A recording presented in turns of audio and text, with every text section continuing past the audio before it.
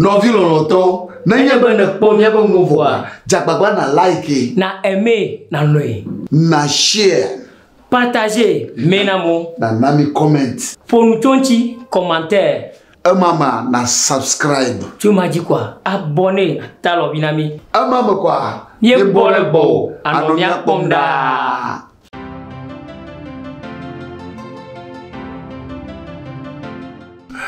Ya bueno. Ya poto. Ale donya le via. Egbe yen blaga gbe. E chokura yauda gbe kumo mojege. Le mojuwa na maudia. Mutonya ko shira gbe mapo. Le mogboa. Majibe mi yira shigamade. Mi aprena nova dadi. Afi ne foi o khanama na wavo. Je vois quand même dans le fiat. Ah. O mi adaga ira mi amegoji. Lo allo Yiduputa Abidjan. Fima yimile.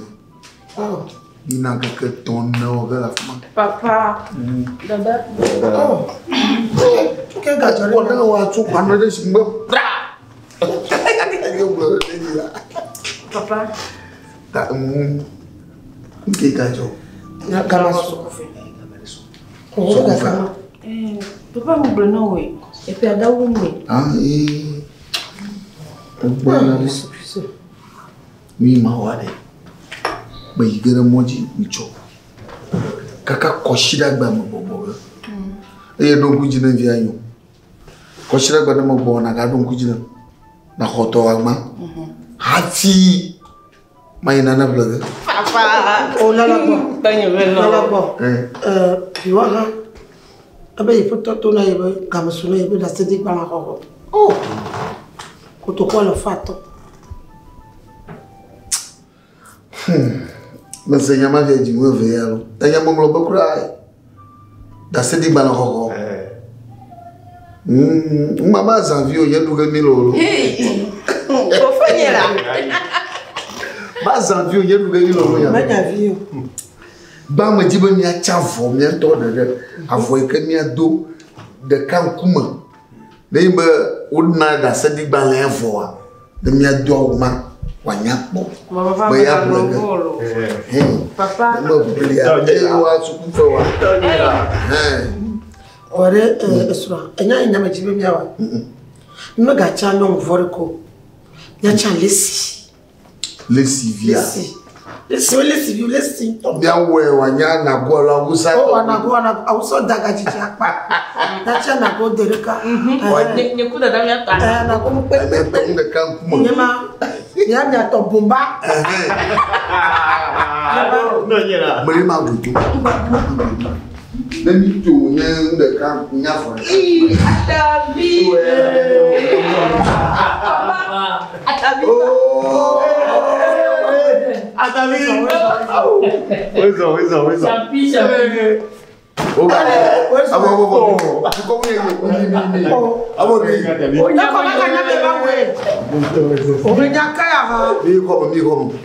Ya to di ba mi ko chita ti ko mi jo ba ngo la pete ma. To di we so no yi. Ko fi o ba cha do mo. Ya vio grari. Contrato la no ya ko de no. Onya bo yu mumwe. Opo. Wezo. Ayo fonya. Como to? Odo. No vio do. Yele la, no vio do. Odo. Lekin ya pa mo. O mauta. Ma apa no play. Mi ji agbegbe fukele. Before. Bawari. Odo. Defio. Olila. Meni chama. Ichema. Nyasro. Amesia ma de. O apota kon ro. Apota kon. Bawari sa ko. Ifo. Enyanyi akudu ajura agloto. Wezo ya dombo. Leke. Me bo cha kwanyi. Oh, ni hapa ya boko we. Abalunto na nyana na malisera kwa. Agora. Ba gra ya ya ko mira ko video ko. Video le ba bien. Yo mi chimbo. Alors, on va donner la vidéo. Wale ba bien boko wa do fo mu jo. Abako. E ko ma ko mira to. No vinya. Ago. Enyanyi do ajura agloto. Aba muto nya do yo mala. No lise ko de na mi fi, no lise ko ada pro fi, no lise o fi. Ta mi moji gani cho kuraga ya ora fida memna koshida gba ibo gbogbo kekana tawi mo magre boy na lise abale woni kuko na kwa amana pamo pon na lise papa mo na on ta bo mi se wa bono nya kle de you na kwa abo nya ma pa dagbe ma se o tori awon ya woni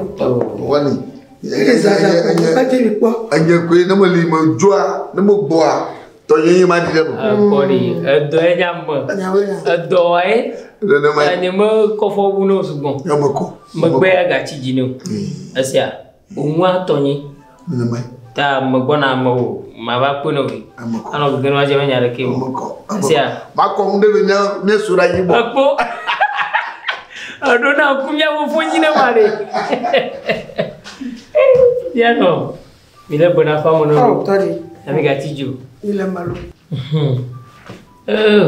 review le colonel ama champi mi va ma ko mo fia mi agmo pe na mi anya do mi fo ma ko fie ma fia mi le mi doge nerviosa tabi idjo dinan kani ayo jira wa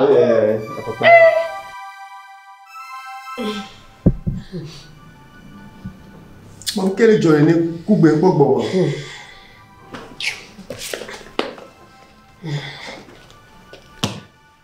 ojo le yo sam para ta me nya ka wa to ni isenya ka me da gbo be bidoji ayabo si amoji yoyi ibe nya de mi tutu be jo fi o yen to ko o afuna lo tili o ibe nya o ka ke iko jibodi Mogamele suna nya pe no jikaka gamara suri amaga ko do alo be kaka da tela tro sufuri hona me tola va godo hona ga ywe ga o ya no ba into ma yo mi tete ya na me jibi u mi o ya igbe mi galiyo Ni baba mi we jaja la video lo.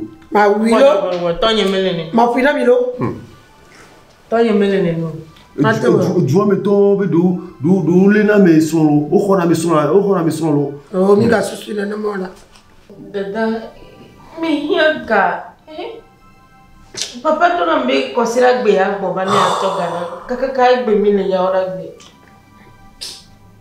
dada gare ke me la si wa kono mo gare ke me la si o ka kere note me ya o mu bulo me ya jiga no sa boto ja gbo amen e ko ba me kai ro Ali. me bi ye ko ma O papa to la guerra na me. ale ke me ka jolo po to ale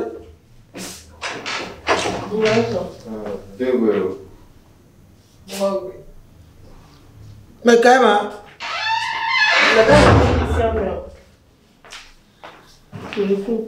wo so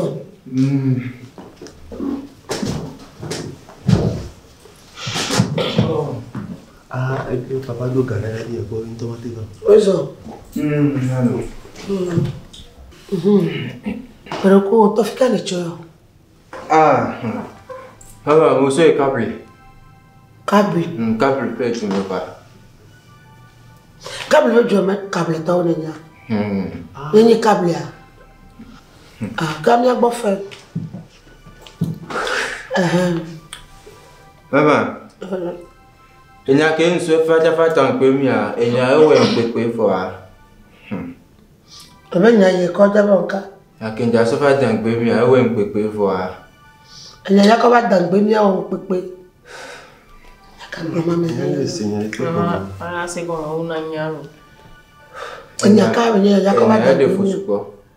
do fu be de fu. ya tore Mi ato fo se ni enji nfa. Me mi ato ni monsieur Akokwa. ya tore stronye Enji mufa. Miracle ewe keke do we a. Nyata mi se afoku be nya le me ko le to mi. trouble fima afoku note abanka Afoku be nya ba chanyi le me ko le to mi. Ma tu mi ta flaché. Pourquoi Ndi wotonya. Mi a toi un pas fallo. Hey! Devio mi kochibodi. Ebanka. Kochibodi la, kochibodi. Ebaraka obufonya. Tani ebaraka. Obe mi a toi chani assistant eku. Pas fallo. Papa. Kwa. Papa. Kwa, elefika. Tu veux dire que ouais, batawa, mais ça mi a toi so fait dit. Ah.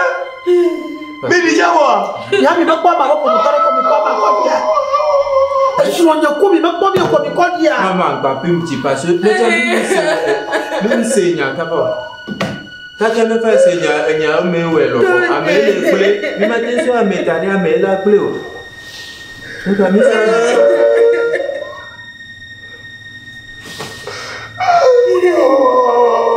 Akama no ajo. Et nous tu es bien quelque avec toi. E do nya saka gba afio. Dada nyasi amele mola. Papa, Odaje. tu es ta place. Odaje. Et tu n'es pas mais tu n'es pas mais. Fika wa ajo. Et tu breda puis tu n'es pas. Et lui tu as les table, moi dis. Hein? Ce côté Sokote.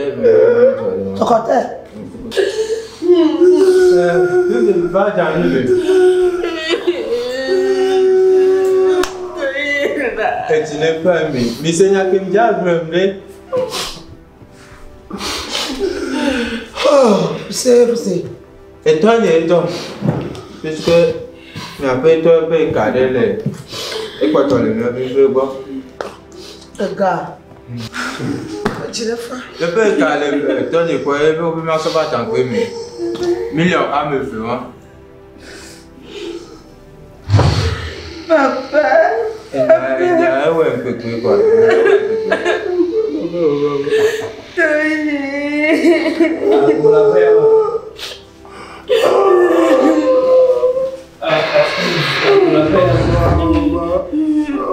Doni, va nous reverser. Busunya ya mere basa on. Doni no anyi. Body. We ya ga na ba ko review. Blewula nya kan. Obo fun wa kula. Ah? Ah? Ma ke gbe ba. Oh. Ka promi. Obo kulo.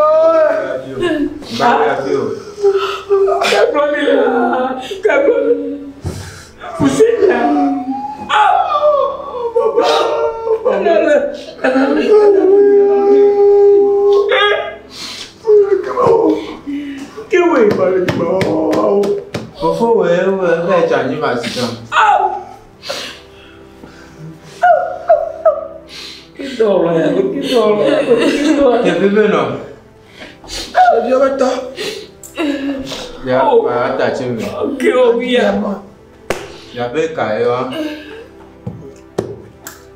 Ma fait brom double peu qui me fait pas quoi mais ça bien. OK, monsieur Kasso est en premier. Oso ga so dagbe. Ya ma pe mi mo. Gaelo yama. O ga e. Yebo kuma gawe wa. Oh. Fofo pe ga kele mi a fait ajopo. Yeah. Yo me so pa. Oh. Hein? O da ribo, jere waji ni. Dashi ewa no wana ne garo ashi kan ya chi. Da ko mi kaka. Apono sia. Oh. Kade. Na zonye sia. Me ko mba fa pemro. Ya idomo ya Ba ba. ko ba dodo melo. Merci. We idomo ya ba. Oh, ama ni truto. Ici. Ah oh. C'est le cœur plein. Champion auto. Ah, champion auto. Ça.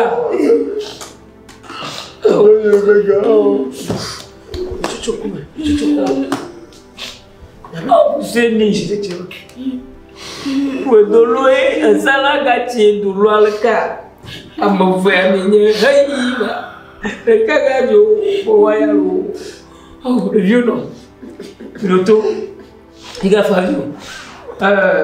Yatoba, a gal, a doba, Eokora, as we are for ye. For ye, you quit. I'm a vacuela. You put your money to Galileo. Oh! Tade, Namalia and your queen. Ta Emaga, that boy, no good. Let the Comama the Chichi Amaru, Pamela, never already teach at the foot. The Pudo Mokata, Bangway. Kaja, Miawa, a Bamida, she ever. Tadi nyamachonya no ratelo de vikanga mbere na ibya kwa koka bado kwa yito Ndio ndio kwa ah magamro ya bo kama nyaleti Devia nga ja ko da seni gbala abia nga suko fo tuga e chore ka ko devia suko fo tuga ko da konga kwa ko betara bomba kano shikafyo umanye ya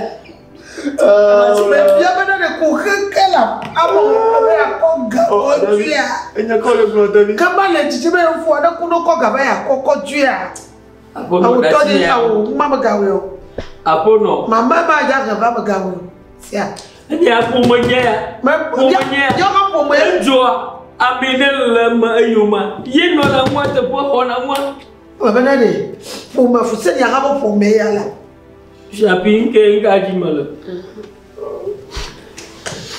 tuchumo ni jijwa bia Game sunu nyame da siri gbara ngu do nyame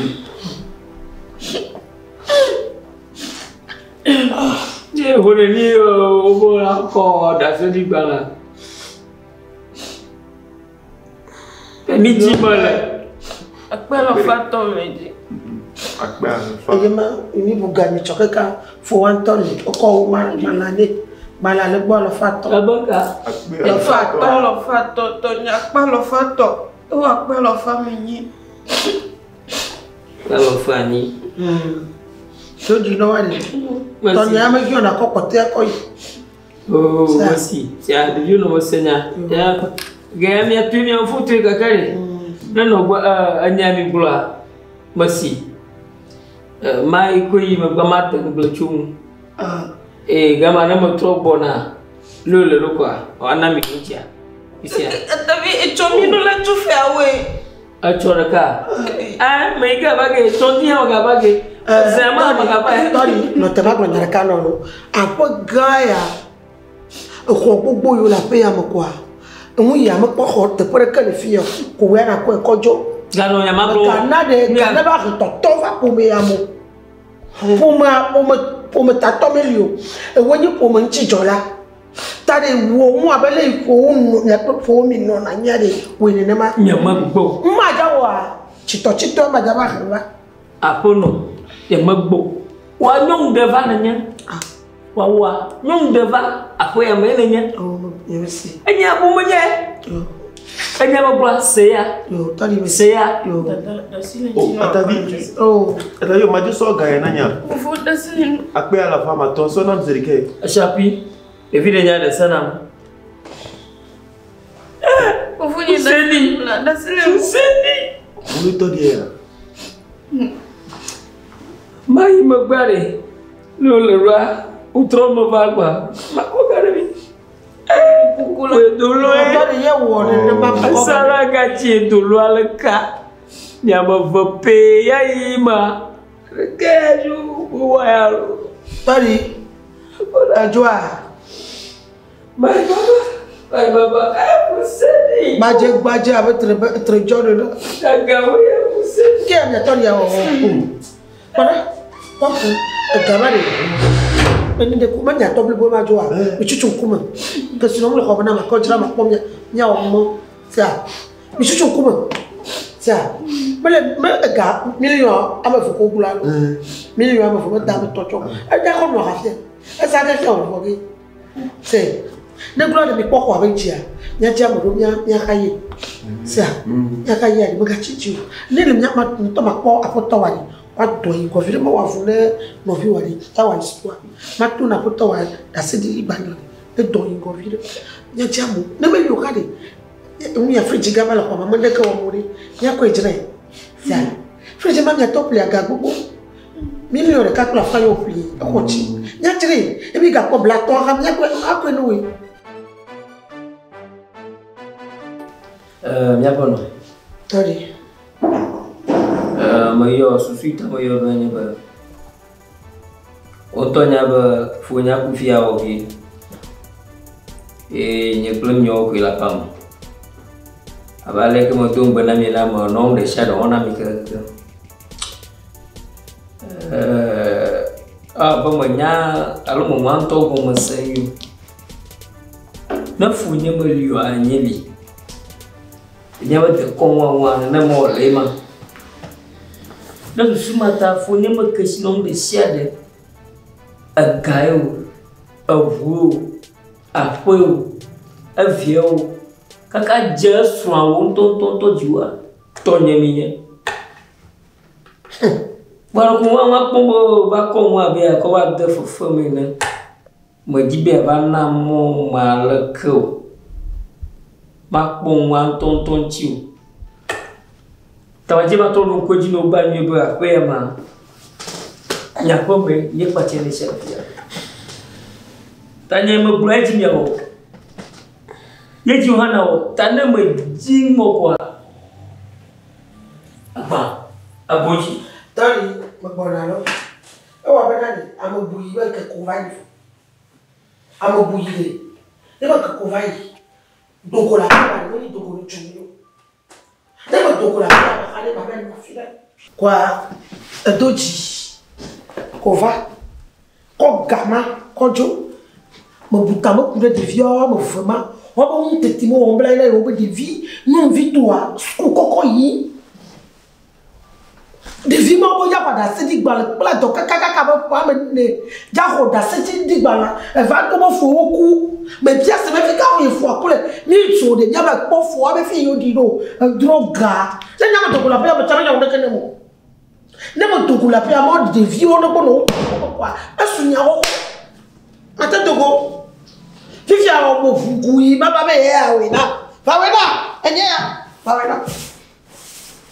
na be wa on to abo bo yi vai ho yo Oto ko ba ko ya mo no anto magala si. Mandro mo mataifa. Ma go manye ba mo to ko me na tona ko gal mo jio. Ne ya we ni mo ko o gal fi ya na shi ga chi he je yo mo. Ye me na ko ga. Ma me ba du go a. Me ba mo ba ja to. Pa ti na ma. Ba le prana to to. Ko ga fi ya. Ma yi ko dada. Mi ko dada. Ya ha fi ko do ma gbo do ro we ko. Va ya ko. Ya. Ko ja ga ba gbi na. Ba ja yi play. Donc, pas quoi? Un précipité paquet de quoi? Un précipité paquet de quoi? Un précipité paquet de quoi? Un précipité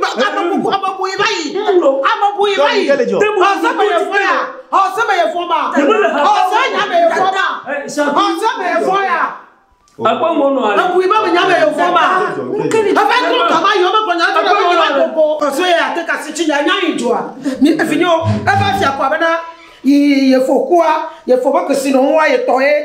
Il faut pas payer toé. Il faut pas vieux toé. Il faut pas gagner toé. Il y a un wena. Oh. Atavi à l'école. Ah moi le tata ben yama. Oh. Quand tu plais que. Wale wa ko ya toé. Wezo va mere fi ma. Voilà, mi mano go. Na nyaba ka to go pa ba ya ka mi mano go. Wa ni le fi. Na ma ga ko yi ha mi mano go. Na gloria ya di nyanchi amokuku anya kpoga fuseni ba kuku a kpoga ne go ba ko na agloto ya ba ko na ba ko abaga no te ba ka se to wa abo na jo na me yiwo kwa mi jiwa ja to ko jaja na to ba yiwo kwa fi ja to jaja ba na to ko ba nka ba yiwo kwa fi ja to jaja brino walo nka ja ona nka kakara kara to na to base kaya to na. O ka ba na we. Me yi vo mi gbon na ho ga. Ya yi. Dala jua. Ha, ya to. De finyo mi de ji. No ba. Ata mi de ku me ganye wa jodi. Bola do pe ta dara gbo ki ko Na mo no la. ba bu na mo. Ma do ba. E fa be be po mo ba ho kwa. Mo ha ba mo bo na kwa. Mo ha ba mo bo na kwa. O se me fo ya. E mo fo mo. Ai tia. Ja mi no la gbo. Ne ka mo so do. Aspeno. Ne ka mo so do pe go. Mama yin ya ba. Afono ne ma je wo le fio re. Afono aga. Ma to mo le ko fia. Oh, ni agbegbe mi le pe la pe ame. Ti no nya to ni no ni. Ama.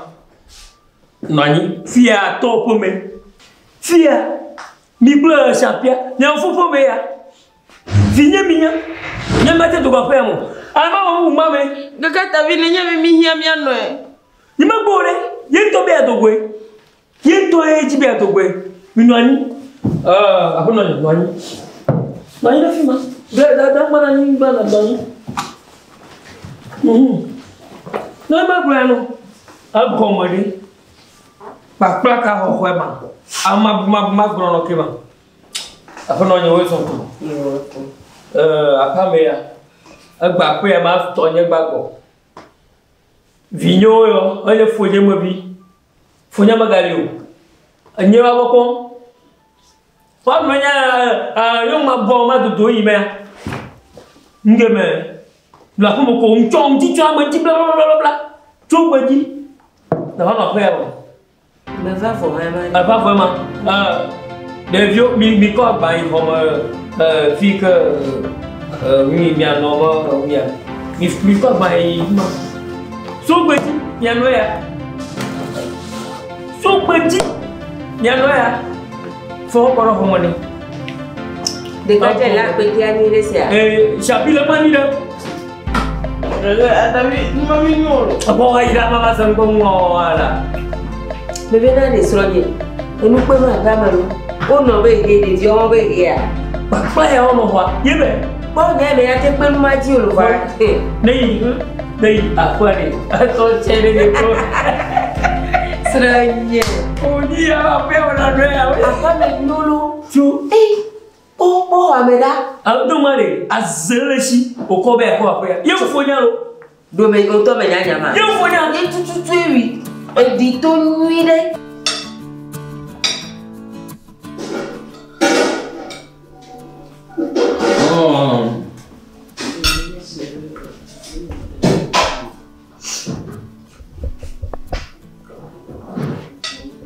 Ada nak dia. Elo ni penyi. Wala ni madual. Mo kwa do ku re la. Do ku re ma pipo. No, ma so que no nos fue ni van a camera.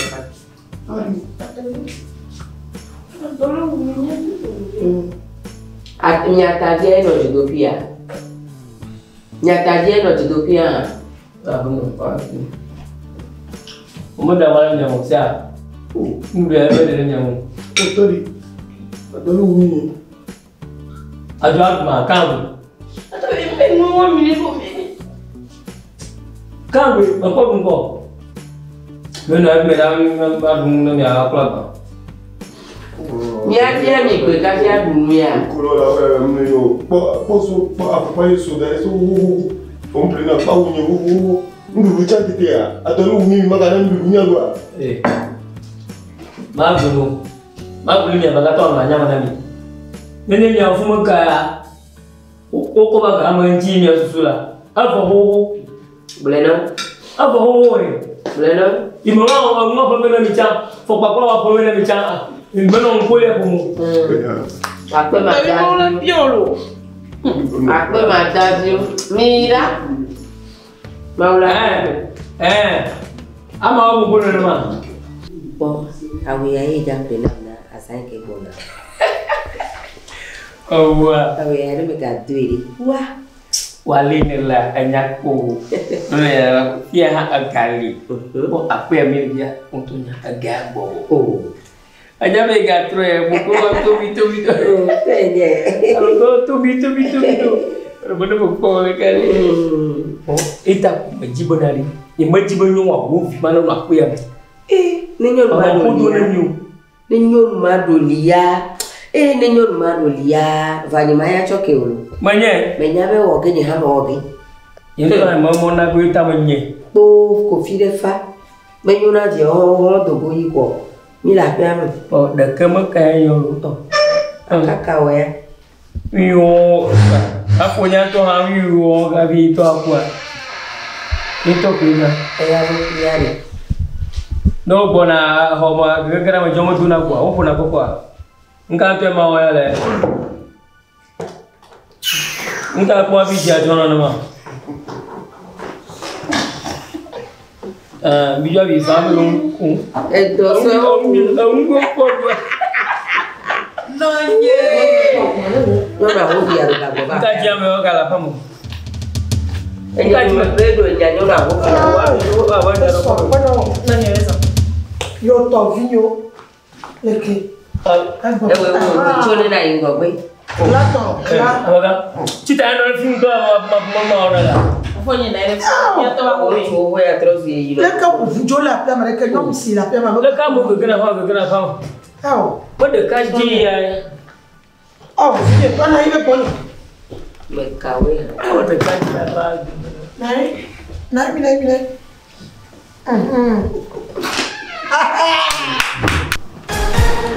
Papa.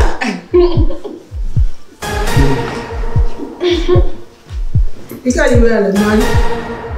Tenechia. Bazo.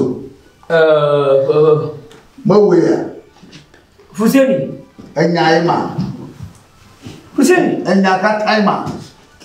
Ala, Fuseni ta awea, awo tuchuvia. Enyaima. Bovito. Awe. Le untu ye ju gbangbo. Body. Amaka moto. So. Oh, body. Amaka mo so. Oh, ya da shima, da shima. Ashibu ya. Oh, gwa fonye. Ashibu. Akucha. Oh, what da gidi ba da ni. Hai. Da shima go. Bovito le nyon wa hakore wu. Ayo ya ya. Sini ma gbe lu. Amaka so mi do. Ma gbe lu bo. Na bo ni. Pletu ijo. Nani na pa mo bona se. Lebe ona na bo ni. Sini no mi we lo. Tani fa. Sini no mi we lo. Jidula nyelo. Chomia no kwato. Maka. Ma chanchia nyelo. Chomia no kwato maka. Evinyo. Ay. Ejile jo mesimoto na be minanya ebe Yehowa ba pembe. Taba folike abe ezion meme. Ame sino te poma wa fomo kunyo. Kema le biato le bokunya wa. Leke mi atavile ba wa ya. Dada, dasile nya so ni. Nya jijo nya pata ni me papa la kina. Ifami jo nya be jinde nya chichi togo. No, mado roda.